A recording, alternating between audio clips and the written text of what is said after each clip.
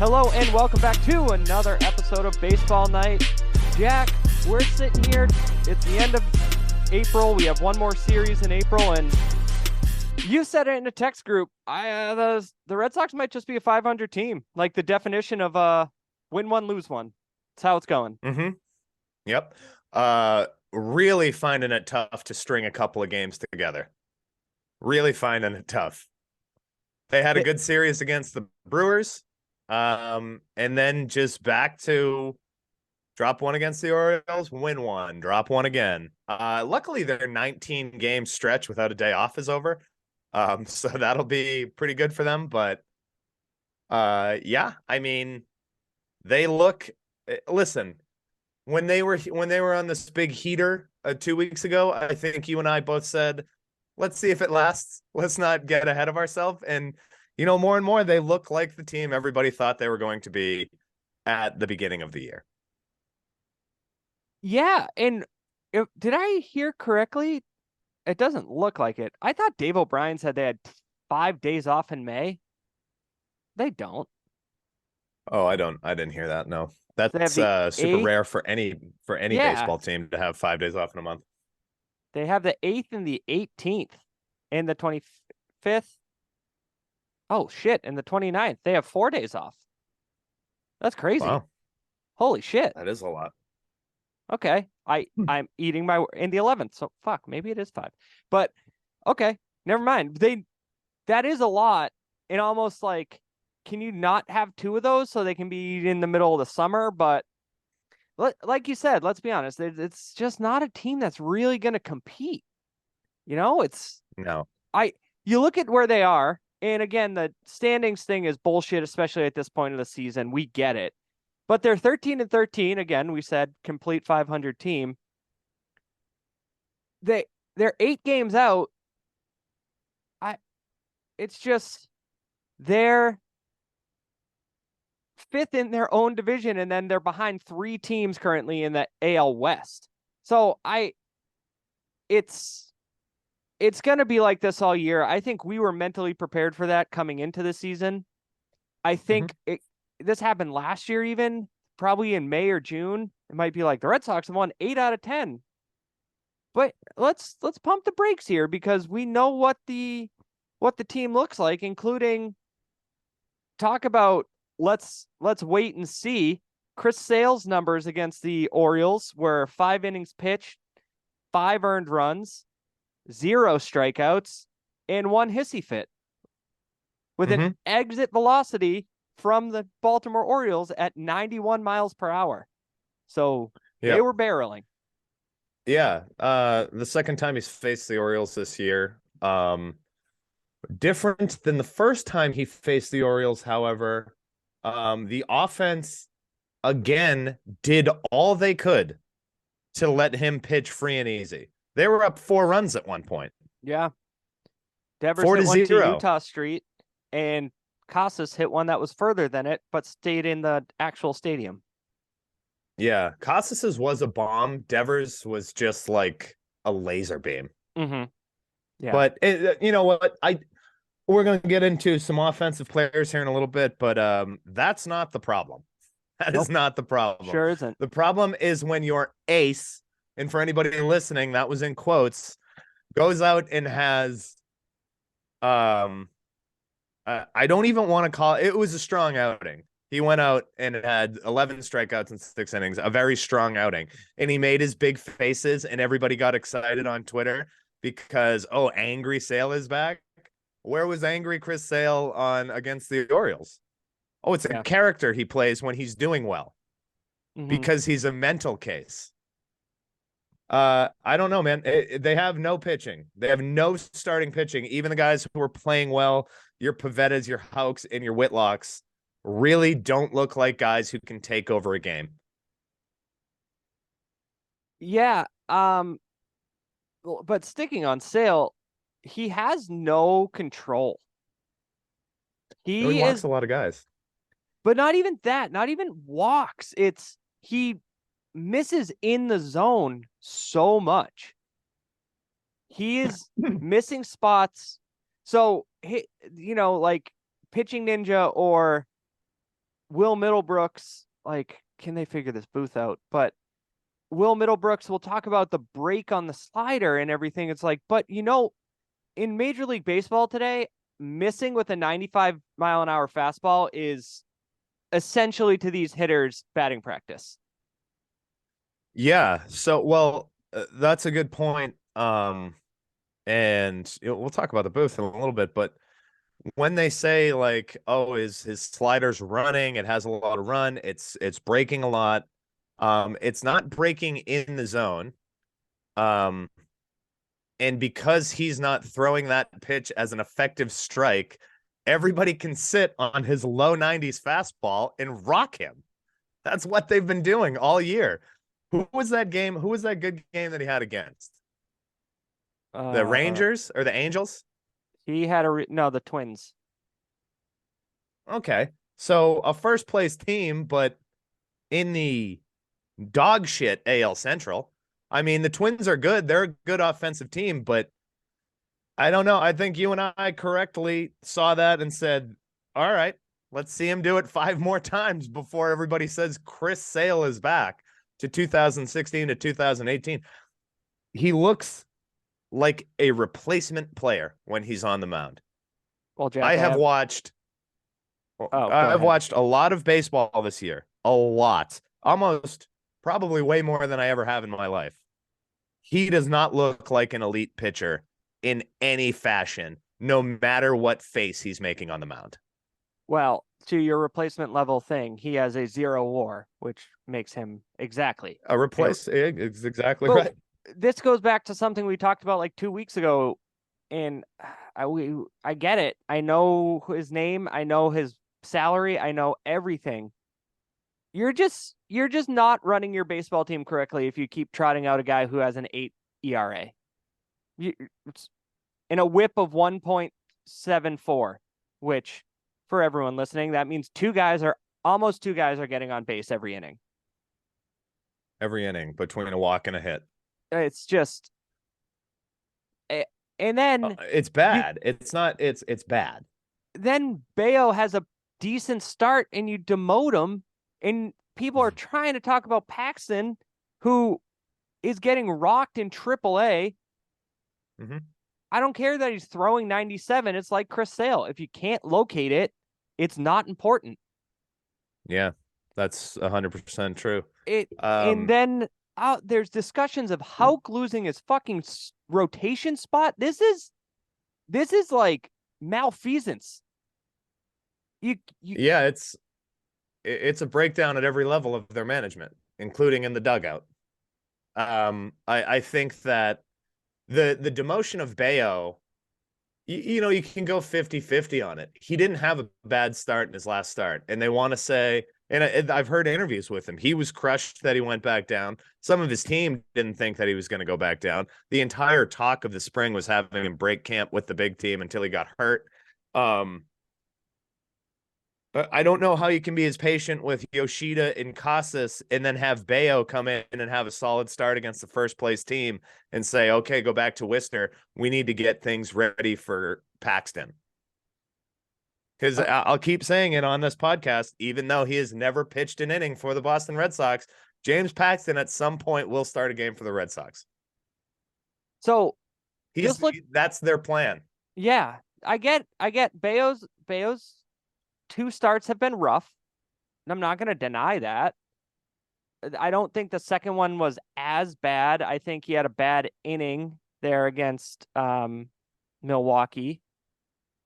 He 3 earned runs. It's just, say he gets out of that 5th inning, they let him finish and get out. I mean, 5 innings, 3 earned runs, you're 24. It's not bad, but you did miles ahead of all your other starters. Yeah, if you dive deep into like not just the surface counting stat numbers on Baseball Savant, he has 27 batted balls. One of them has been barreled. His shit moves. No, and he was working off his changeup a lot in his last start. Like, he looked really good. Yeah, I understand you look at a 9 ERA, but hey, He's not making $30 million, and his ERA is less than a run away from Chris Sale, and Chris Sale has 5 starts. It's just, we've talked about it a million times, and we can move on to a more upbeat thing about the Red Sox we're both happy and surprised about. But the Chris Sale thing is over. It's done. He's not a major league starter. He hasn't proved it. He hasn't proved it really since 2018. It's fucking 2023. Mm-hmm. It's just a fact. And it happens. He always had a funky delivery and weird shit going on. Now he gets hurt and he lost velocity. When guys, I was reading a Fangraphs article about Madison Bumgarner and he got DFA'd, as you know, just as bad numbers. He refused to change his approach. And you're seeing that with Sale. How in all this offseason, Sale hasn't looked at all this data that teams have now and said, okay, you know what? Maybe I have, at this point in my career, I have to develop a cutter. I can't live with my slider, change-up, fastball mix. Mix something else in. If you develop a cutter and now people can't tell if it's going to go straight or cut into you or away from you, if you're a lefty, then it's done. That's what Tanner Houck did. Tanner Houck learned a cutter in the offseason. And he's been using it a bunch. Yeah, pretty effectively. Tom, we spent a lot of time on this. We're going to spend more because out of the rotation, he hasn't been there yet, but he's coming. He's coming, folks. James Paxton is going to be a starter in this rotation. If they have healthy. 3 guys. They have 3 guys that don't deserve to be in their starting rotation. Sale, Kluber, and James Paxton are not starting pitchers in the major leagues anymore. That's fact. However, their salaries are ridiculous, sucking up the Red Sox payroll, and they're giving them nothing. There is no positivity. Even the last good Kluber start was just like, oh, well, until when? Until his next start. Yeah, he beat the Orioles. It's tough to watch. It's getting even tougher. Yeah, he beat the Orioles, who are streaking right now, top 5 in like the last MLB power rankings, which is good. But that his teammate that we're talking about didn't beat the Orioles, and to tell you the truth, I feel bad for the offensive players on the team. Yeah, so they have, for the most part, all have pretty good approaches. So we've talked about,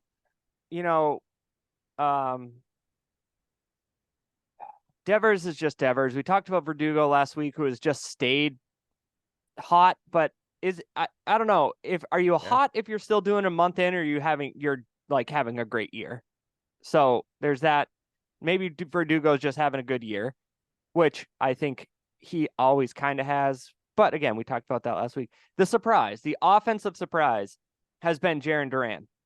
He went into spring training. He had a different batting stance. It was talked about a lot. Then he kind of disappeared because he was a speed guy for Team Mexico. I wonder. Yeah, he didn't play a lot in the WBC. He did not play a lot. And he, you kind of wonder, like, what would he have broken camp if he just stayed with the team and played well? But it's all worked out because as of right now, through 10 games and 40 plate appearances, I get it. And this, obviously, he's not going to continue to hit. He's hitting 400. But 400, 425, 629 are his slash numbers. He has a home run. And I'm going to standard here. He has 5 doubles. He's just raking right now. Yeah. He's also got 2 steals, which is great. Shouts to Murph. When they were playing the Brewers this weekend, I think it was Sunday, Murph texted me just like Duran. Oh, sorry, basketball on the brain. Duran he stole a base and then was able to score. Just made stuff happen with his legs. And Murph texted me out of nowhere, our number 1 fan. Just a great sequence by Duran on the bases there. And he's super fast. You can tell. It was like when Johnny Damon left and they signed Coco Crisp, and it was like, holy shit. Damon was a good leadoff guy and okay center fielder. But Crisp you noticed it. It was like, holy shit, this is speed. Yeah. Yeah. So a couple of things for Duran. It he just seems like he's a different player altogether when he's batting now. Mm-hmm. There's more of a confidence. He is striking out quite a bit still. Hopefully that number comes down a little bit, but he's spitting on pitches and taking pitches that last year and the year before he was trying to kill. And now he's going with it, kind of having better at bats and getting fastballs that he can shoot back up the middle. Like just a super approach by Jarren Duran in since he's been back up. I think going down, I think break or going to the WBC, having a pretty good run with Mexico, being around real professional players, real stars, um, and then having being sent and then going back and being sent down to AAA, I think that knocked something loose where he was like, I can play with these dudes. I just need to get back to the big leagues to prove it. Yeah, I mean, I still we're gonna do that annoying announcer trope thing. We're going to do that with Tim. The three of us, we have to do it because there are so many. Tim about 10 years ago started during a Patriots game, was talking about Phil Simms, who always used to talk to the quarterback the night before, just started saying, I slept on Tom Brady's pullout sofa last night, and it was great. So Tim has, I'm sure, has some good takes. I But thought that was an Nth Gray oh exclusive. no, it's Tim. But Oh wow, I feel lied to. So Duran, annoying announcer trope time, has seemed like he's used the monster. Seems like he's going the other way, like you said. Which maybe last year he came up and just tried to rip the shit out of the ball and pull it. But he's the type of guy, especially with these bases, like just get on base and because then you're talking first to third on singles, but then a ball in the gap, this fucker can fly. So he could score from first. There's times where I watch him at top speed going around second base, and I'm just like, oh, he's gonna score. Yeah. So he's fast. So I bring up the announcer trope thing. Masa Yoshida has been on fire. He had his great, just like stunning inning against the Brewers where he hit the 2 home runs, including the grand slam. Did you know that was on the very anniversary date that Fernando Tatis hit 2 grand slams in 1 inning? I did not know that. Baseball is so crazy like that. Yeah, that is weird. But yeah, that was I mean, obviously, go ahead. That inning is not real life, and we shouldn't base a season off that inning. Oh God, no. However, since I want to say probably 10 days ago, when he had like a bleeder through the middle of the field, and then he had like 2 hits and a couple RBIs. He always seems to get on base and have an RBI. But now he is lacing the ball with almost and spitting on pitches. Now you can kind of tell that WBC eye is back, where he knows his zone. In the 3 home runs that he's hit have been easy liftoff power. He did not strike me as a 30 home run guy, but he has that nice clean swing where it just connects. So that date is February 20th. He tweaked his hammy against the Rays. He missed a couple games. He came back and had like 3 offers. April 20th. What did I say? February. What the fuck is wrong with me? Yes, April 25th. Jesus Christ, 20th. You know, Celtics started at 8:30 last night. Bear with me. For on late. But since April 20th, 420, baby. He's 464, 484, 821. His WRC plus, obviously this is like 7 games, is 252. He's just it's what you were saying, kind of what was advertised, and then what we saw in the WBC. He'll cool down, he'll come down, but if he's He just looks like a 400 on base guy, which is awesome. Yep. Yep. So he will cool down, but he's not going to cool down to the first 3.5 weeks of April cold as he was. No. I think there it's like it's kind of like we're saying about Duran. It's a different player up there than when he came back from that injury. In that inning, you could even tell when he's in the dugout and he has his dumbbells, which is just a terrific little celebration.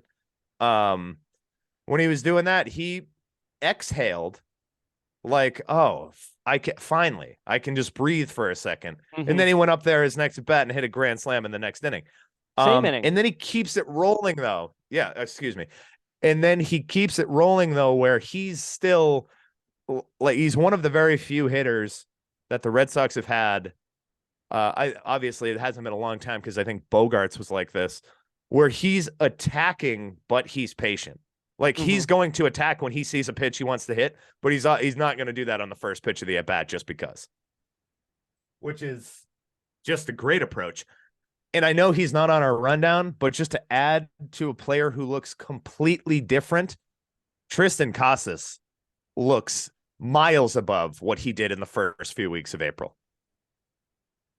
Yeah, and the batting average hasn't popped up, but It will. the the walks, he gets screwed a lot on borderline pitches. Yeah, he's It, young. yeah, he actually stood there like really confused once and walked away, kind of shaking his head, didn't say anything to the ump, but it was like egregious. I think it was the first night in Baltimore when the hitting coach Oh, got that guy tossed. sucked. Yeah, Yeah. that guy sucked. And I was like, this is bullshit because that would have been another walk, which now everything goes down instead of just like your on base and walk percentage going up. And Yeah, like it just, you'll look at his numbers. Obviously, it's one at bat. It's not a big deal, but it changes it if you're getting squeezed because you're a rookie. I think he's gonna get hot. I think that he gets 2 weeks of solid rips like that. And I know that's what people look at. Like I check the Red Sox Reddit, and I don't really like the place, but I've been active on Twitter pretty much all season, just kind of seeing what other people think of the team. And I know we started this episode with shitting all over Chris Sale and their pitching, but the lack of patience that I have seen with two rookie hitters in Yoshida and Casas is so troubling. It's like, dude, they're not going to hit 450 out of the gate. And the one rookie that did do that great, like came out of the great gates and had a 17-game hit streak, Jordan Walker, just got sent down by the Cardinals. What? Like, so it doesn't, yeah, he got optioned to AAA. He had a 275 batting average as a 21-year-old rookie, and he got optioned to AAA to make more room for Dylan Carlson to try to up his value to trade him because the Cardinals are a mess right now. But anyways, The going back, draft in the Celtics completely made me miss that. I was gonna text it to the baseball group, but it's the same thing. I think like the Celtics started, or I was putting my kid to bed, and it was just like, all right, well, I have too much going on. But yeah, my outrage for that is, but just the level of the lack of patience in having two guys. I know Casas played 27 games last year. That is not enough to be a pro baseball player. Let him figure it out because there's a reason he was highly touted that way. There's a reason he had the at-bats he had in spring. He's going to be fine. You have to be patient with a dude like that. He like Yoshida, I think, is another 400 on base guy, just with like better power projections. So I mentioned this last week that I heard analytic people who like really dive deep in numbers and understand it way better than us say you need to see 500 pitches. Neither of them are at 100 at bat or plate appearances. So they haven't reached that yet. And they've had, or Casas especially, like his numbers look rough. So they might not even out, and he might not do what Pedroia did, but I just feel like he's going to be way more in the 250 range. It's like early on. He might bump that up as he gets more mature and more at bats. I just I if you're outraged about a rookie, you're not. I mean, Julio Rodriguez has special things about him, like MLB Network following him because he's Julio Rodriguez. Same with Fernando Tatis. Same with Vlad Jr. I don't expect Tristan Casas to be a yearly MVP candidate. He could develop into an MVP candidate, but Yeah. those other guys are just a different tier of prospect. So just fucking relax. Like, are they going to do that with Marcelo Mayer when he comes up in 2 years? Absolutely. You know they're going to. Yeah, of course they are. They're going to do it. They did it with everybody. They're going to do it with everybody. It's April. They did it with Pedroia. The guy turned out to be Mr. Red Sox, and everybody was saying like, "Oh, you have to send him back to Portland." Um, I'm trying to look up. It might take me a little bit here, and I'm not necessarily sure that I can find it. However, you brought up Julio Rodriguez, who was awful in April of last year. Absolutely awful. And then in the middle of May, he clicked in and won the Rookie of the Year and batted 280 last year. I mean, it's too early for these guys. It's too early for everybody to jump off a bridge and say they need to make a change. By the way, who is your replacement for Tristan Casas? Red Right. Sox Nation. Who are you going to put there? Bobby D? Oh my God. Pass. Hard pass. He I he just needs. I need him on another team's 40-man roster just so I don't have to imagine him playing shortstop again. All right, Jack. We have talked about the Red Sox enough.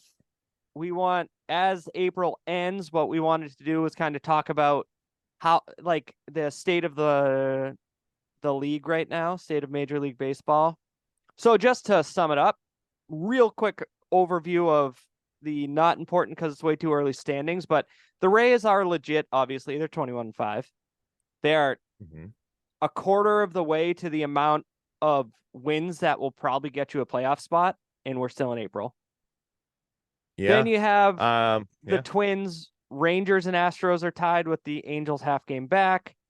The Braves, one of the teams I want to talk about, the Pirates, and then another scrappy, fun team in the D-backs. Those are your division leaders. Yep.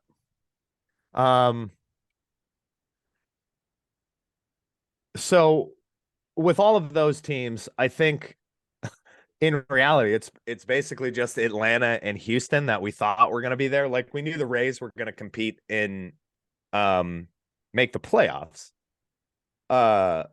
Nobody thought that'd be the 1984 Detroit Tigers and go out and set all these records with homers and have a 100 run differential before the end of April. That's a little out there. But they're right now a perfect baseball team. They hit well, they field better than anybody else, and they pitch way better than anybody else. I could talk about them all day. All 9 positions, all 9 guys on their team are exciting to watch. And I think that Randy Arozarena is I don't know if he's there yet. You can weigh in on this too. Is the next big superstar in baseball if he's not already at that level yet. Especially because Jordan Walker got sent down. Yeah, the run differential is like ridiculous. I said 100 to be accurate. It's at 96. They are plus 96 in run differential. And the numbers are even crazier. I don't have them off the top of my head, like home runs allowed and home runs hit. They're just scoring 9 or 6.5 runs a game and giving up 2.8. They're just a buzzsaw right now, and they're at a point where I don't know. It's going to take a lot for them to drop out of first place. And the Orioles and Blue Jays are kind of somewhat keeping pace. Like right there. It's the most stark comparison when you look at the Red Sox in that division, because Or the Orioles are playing, I think, a little bit out of their ass right now. But I mean, the Red Sox are at 13 and 13. The Yankees are considered to have a bad season right now at 15 and 11. Like they're having a bad year, And they're and they 6 are games out. nasty. They are nasty. Yeah. Yeah, I mean, there are 6 games out. And 2.5 back of, or 1.5 back of Toronto, 2.5 back of Baltimore. Um, but yeah, it's the AL East is wild, but I mean, I think the 4 teams in Boston, I think it's 4 teams in Boston, unfortunately. So Um, Fangraphs right now has the Rays playoff odds as 94.8 just to make the playoffs. And and that seems low. the Yankees is still at 81.4. Yeah, So because I mean, they have to factor in Baltimore and Toronto although chilling. for the Yankees, like an argument against the Yankees would be Stanton has been hurt for a while now. He a calf or something, hammy, I don't know, something Yeah. lower body. And then Judge slid into third on a steal.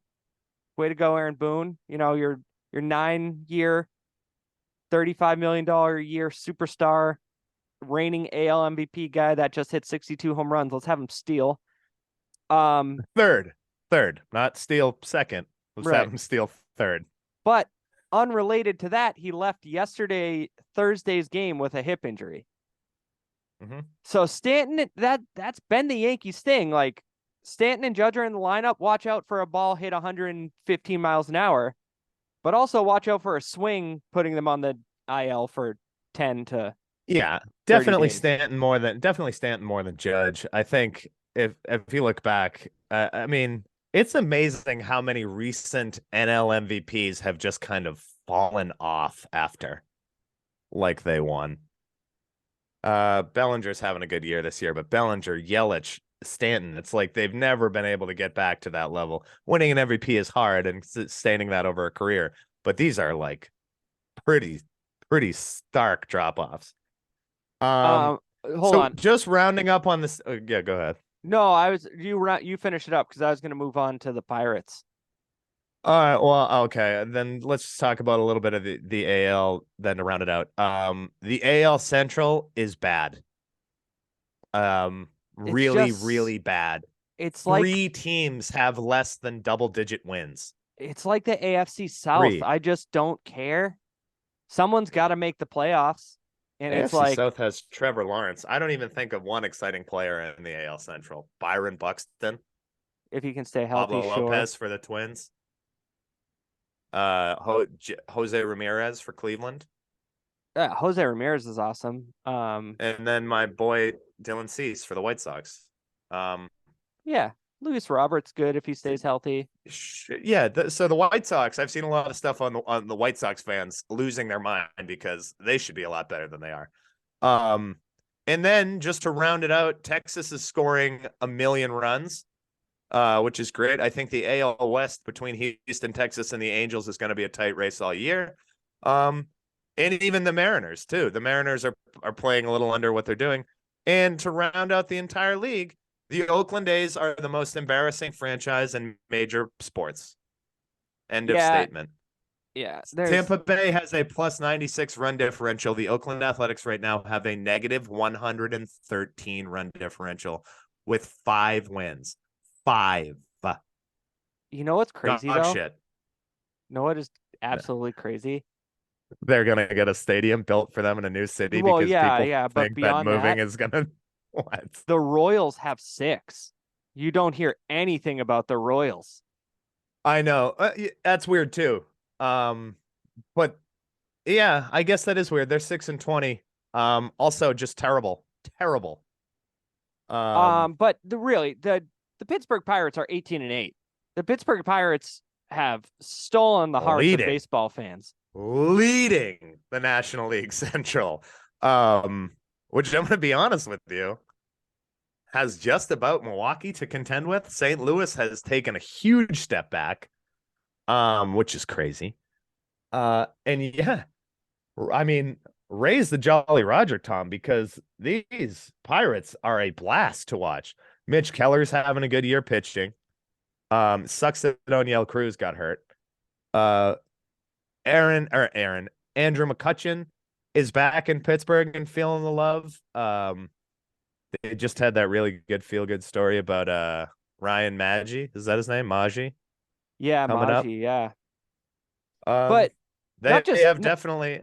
not I only mean, is they have definitely captured go ahead. the imagination here. Yeah, it's not just that McCutcheon's feeling the love. He's playing great. He has 5 Yeah, home he's runs having a good year. already. Connor Joe, Brian Reynolds, and Andrew McCutchen each have 14 runs scored. They're getting on base. 3 guys, Right. four, 5. Jesus Christ. They have, 10 guys listed here. 9 of them have on base percentage above 325, above 330.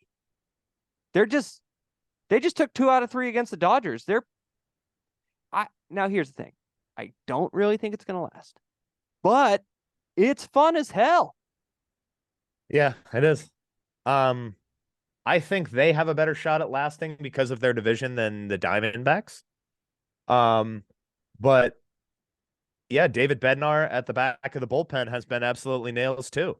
They're a fun team to watch, and they're a fun team to watch because nobody expected this. Brian Reynolds coming out and having one of the best Aprils ever has certainly helped them. And he just got paid for it. He got paid too. Um, and they're just a fun young team to watch. I mean, again, it sucks that Oniel Cruz got hurt and broke his ankle. And I mean, if you go back and watch it, it is the worst slide I've ever seen in my life. It is Yeah, it's ugly. ugly. He tried to slide on his knees in like stop. I don't know what he was trying to do. But I don't know, let's maybe take another day on those fundamentals. Yeah, things probably get a little awkward when you're 6'7". But He's a giant. he is a super athlete.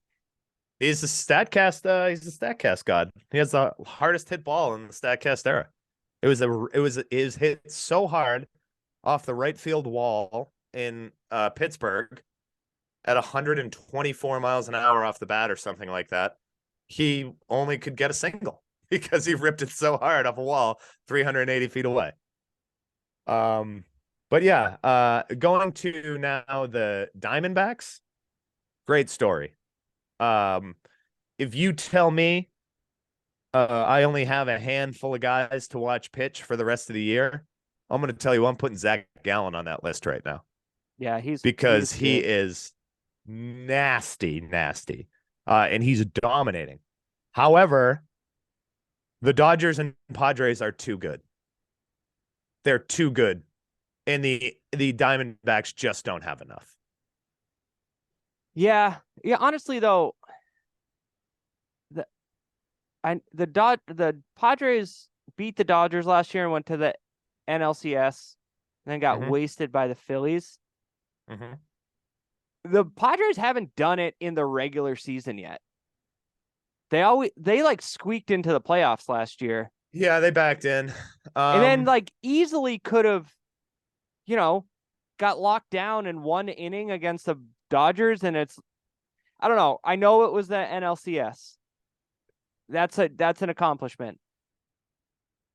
But even now, they're not playing great. There's something missing. Like, you have the top 4 guys are ridiculously good at baseball, but have you backed it up with solid pitching? Are you Darvish and Blake Snell really the guys? I don't know. Well, so terrific point, because right now in third place, they have a run differential of -20. It's just not going to win you any ball games. No. And to tell you the truth, my most exciting player has really been scuffling since he came back. Yeah, but he missed all of last year. I'm gonna. No, I'm not pressing a panic button right now, but as of right now, he really hasn't given him anything. So let's move to individual players these are guys that I just want to point out. We can go through this quick because there's a ton and there's so many fun guys to watch right now. But Ronald Acuna Jr. just hitting 350, has 13 steals. He looks completely healthy. Yeah, looks Um, completely healthy and as good as he did before he got hurt. Like, yeah, and I think it's smart that they moved him to a corner outfield position. Also, Michael oh Harris yeah, Jr. is better at center, it's but better at center. Yep. um, Jared Kalelnik Kalenic. is Kalenic. Sorry, I'm losing it today. I'm telling you, I need a second coffee. Um, he he's living up to that hype that happened 2 years ago. Oh yeah, Yeah, 7 homer. He hit one into the bleachers in center field at Wrigley. It was yeah, ridiculous. a bomb, a Uh, bomb. Max Muncy has 11 home runs already. Probably won't Yep, keep it up, he but got hot. he looks He good. got real hot last week. There's just so many. What's the rookie's Yeah, name? I just saw him from. I'm blanking on his name from Arizona. Uh, Corbin Corbin Carroll Carroll. guy is a Yep, fast motherfucker. 10 yep. steals, and then to call me a normie, call me a boring normie. Shohei Ohtani and Mike Trout still fucking awesome. I Yeah, We made it through but 1 month Shohei. with Trout being healthy. I'm just I just can I get 5 more because what he's putting together is just it's Mike Trout. He hasn't slipped. He Nope. It's his 11th or 12th year. He hasn't slipped. If he doesn't get hurt, everyone's gonna be like, oh yeah, Mike Trout, the fucking Yeah. best. I agree with the Mike Trout stuff.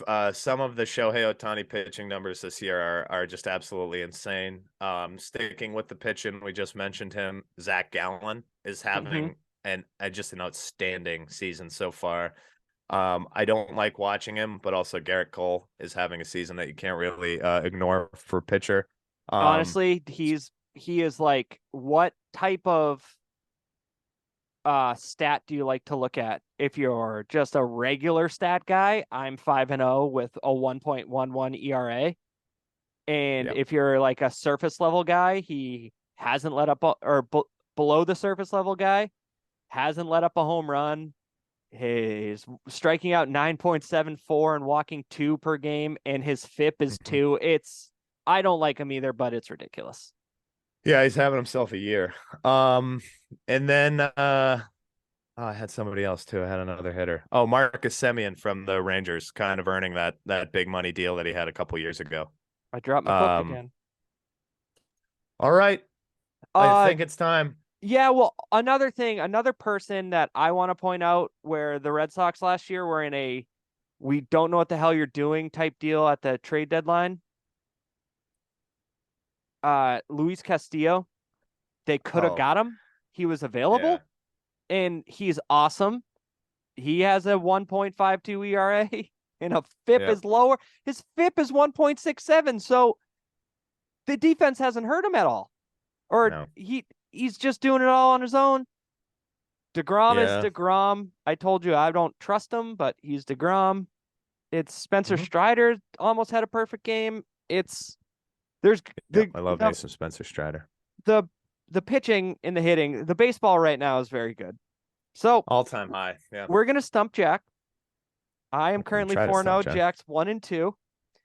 He was a little hasty on his guess last week. He could have taken an extra, or 2 weeks ago. He could have taken a beat and had a I better don't think guess. with what you gave me, I was pretty convinced it was the year before. And I was just off by a year. But this time we're gonna let it play out. Okay, here we go. I swear these years come into my head because I'm just like, I don't know. This is this is just a random year that doesn't get talked about. I don't know. Oh There's boy. 150 of them, so maybe they're not all supposed to be talked about. All right. Dodger Maury Willis wins NL MVP, edging out San Francisco's Willie Mays. Willis set ML record with 104 steals. Okay. Now here's Okay. one that's really going to narrow it down, Jack. Yeah. Yankee Mickey Mantle is the AL MVP. Yeah. He tops the AL in OBP, 488, and walks 122. Mm-hmm. Dodger Don Drysdale tops the major leagues with 25 wins and earns the Cy Young Prize. Tommy Davis wins the NL Bat Crown with 346. Uh Mays leads the majors with 49 home runs. Okay. And tell me if if you're needing one more that really kind of might narrow it into frame. I have a couple of ideas. The thing that's throwing me off right now is Don Drysdale, but you did only mention one winner. Ari Wills. I have 2 years in mind. But I think I could also give you a World Series, but I was just gonna say I think the World Series champion and the 2 years that I have in mind are the same team. And I think it's the Yankees. You may be correct on that. I'm gonna take. Do we have a rookie of the year?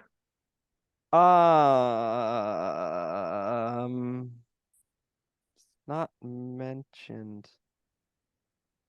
I feel like I'm gonna be 1 year off here again. There's a big hint, but it's up to you.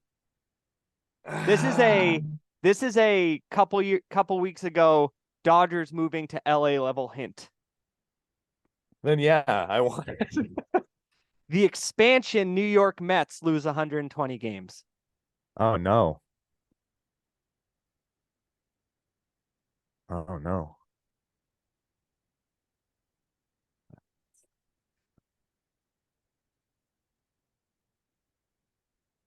Shit.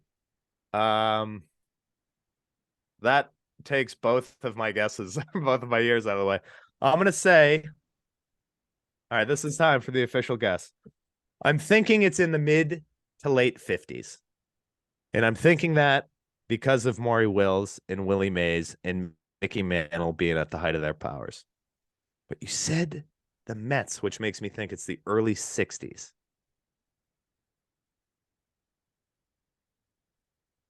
I'm going to say 1962. You are correct. Yes. Woo. Woo. Yeah. Yep. 62. I was thinking 54, 57, and then you said the Mets thing, and I'm like, I'm a decade off. Yeah.